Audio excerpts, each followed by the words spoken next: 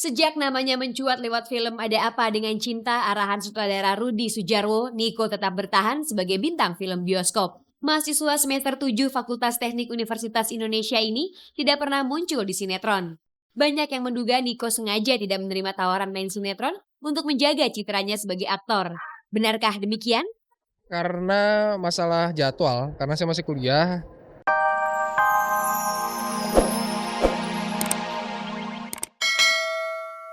Pemirsa, meskipun honor main sinetron sangat menggiurkan, aktor muda Nicholas Saputra mengaku tidak tertarik. Paling tidak sementara ini aktor yang mencuat namanya lewat film Ada Apa Dengan Cinta ini akan tetap bertahan di film layar lebar.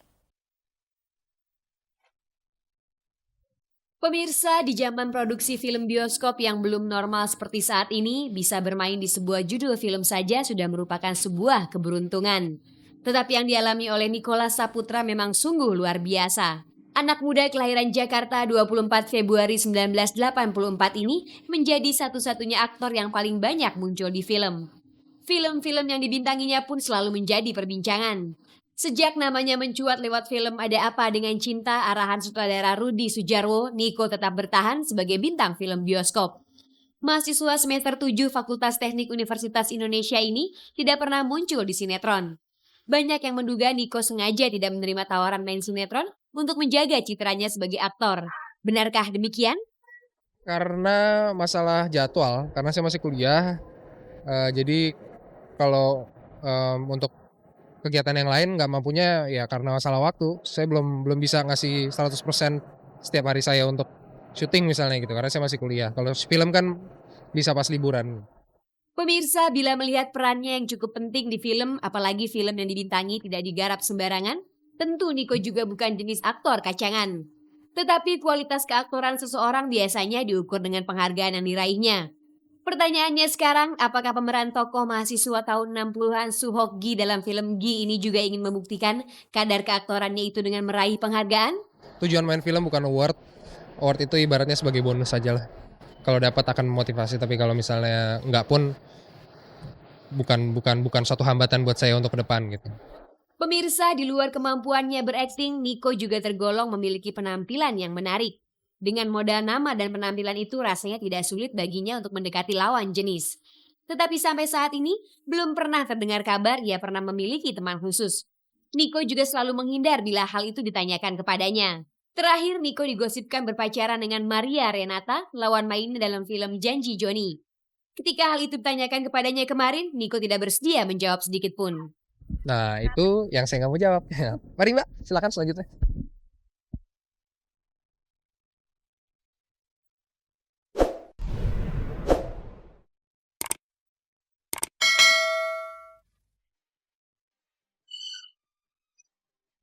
Pemirsa, Agnes Monica memang termasuk artis muda yang pandai menjaga popularitasnya agar tetap berkilau. Tidak hanya mencoba menembus dunia hiburan internasional, tapi juga selalu menjaga diri sebagai bintang. Boleh dibilang kesuksesannya sebagai artis tak lepas dari kepiawaiannya mencetak dirinya sebagai seorang bintang. Mulai dari urusan menjaga stamina dan ukuran ideal tubuhnya, sampai penampilan dirinya yang selalu ngetren dan funky. Tidak cuma itu, Agnes juga pandai memaintain karirnya agar selalu memiliki kejutan. Seperti malam kemarin, Agnes menggelar konser di sebuah kafe di Jakarta. Konser itu katanya termasuk soft launching album terbarunya. Konser Agnes itu sempat menjadi perhatian wartawan. Sayangnya konser tunggal Agnes tertutup untuk wartawan. Tidak satupun wartawan diperkenankan masuk untuk menyaksikan aksi panggungnya. Padahal sejumlah infotainment dan wartawan hiburan media cetak menunggunya sejak siang hari. Karena merasa lelah, akhirnya wartawan meninggalkan lokasi tanpa berhasil mewawancarai Agnes.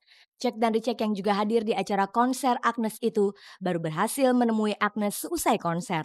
Penyanyi muda ini mengemukakan alasannya mengapa konser itu tertutup untuk media. Saya seneng banget, terutama karena ini mungkin salah satu jadi kayak soft launchingnya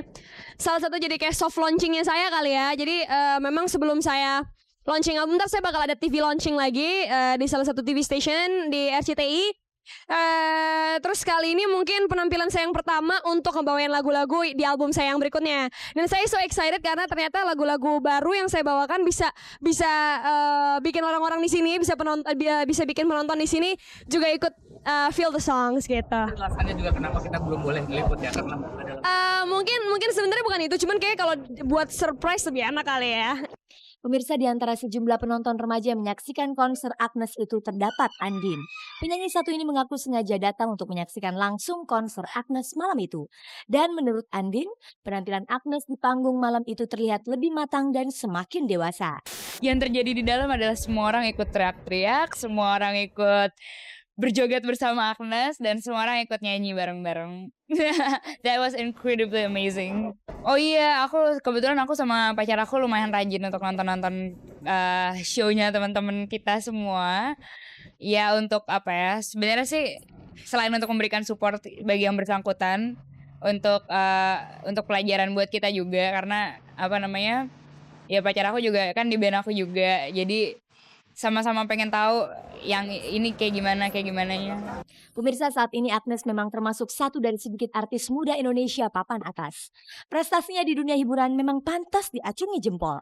Paling tidak, Agnes cukup berani bicara tentang obsesinya untuk go international. Meski baru menembus wilayah Asia, tapi bermain dalam film di Taiwan bersama aktor Jerian yang sempat ngetop dengan perannya sebagai Tao Mingse dalam serial Meteor Garden, merupakan pencapaian prestasi Agnes Monica yang patut dipuji.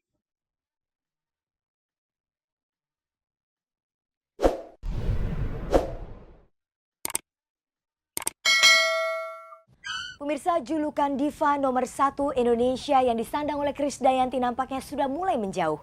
Berbagai indikasi menunjukkan kecemerlangan KD semakin memudar.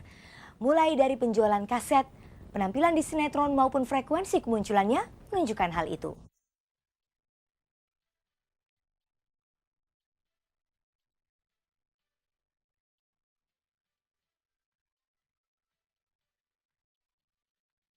Pemirsa, seperti musim yang terus berganti sepanjang tahun, peruntungan seseorang dalam karirnya juga tidak menentu.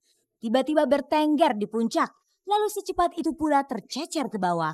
Begitulah fenomena umum yang muncul di dunia entertainment.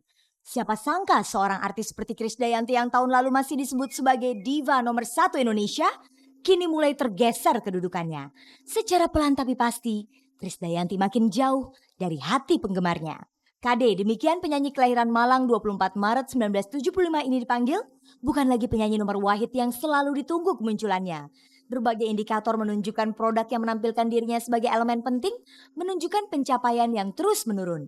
Mulai dari produksi kaset hingga sinetron, hasilnya tidak signifikan. Sementara itu frekuensi penampilannya di panggung pun terus berkurang. Tidak heran jika kemudian ada yang berani mengatakan bahwa KD sebenarnya sudah habis. Eranya sudah berlalu.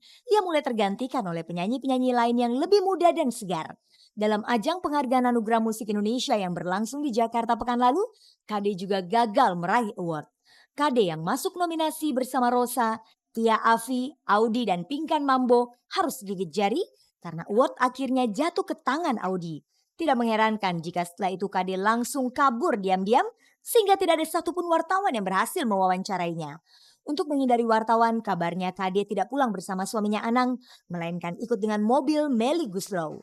Bahwa karir seseorang ada masanya, siapapun tentu mafhum. Karir KD yang dulu begitu cemerlang juga sudah banyak yang meramalkan akan surut.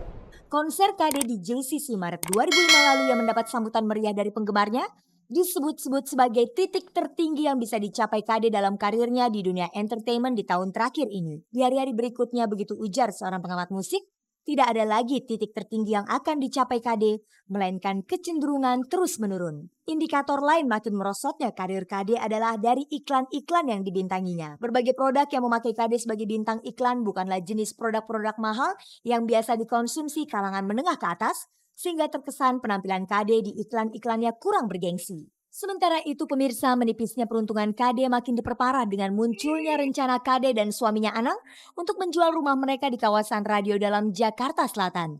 Padahal di rumah itu pula terdapat sebuah studio rekaman miliknya, KD Records, yang pernah menghasilkan sebuah album rekaman dengan penyanyi Ajeng Kurnia. Urusan penjualan rumah itu kabarnya sudah diserahkan kepada sebuah agen penjualan properti, tapi belakangan kabar itu menguap seiring hilangnya papan bertuliskan pengumuman penjualan rumah tersebut. Kabar itu kalau memang benar, tentu sebuah kondisi yang sangat paradoks dibandingkan dengan kondisi yang dialami KD di masa jayanya.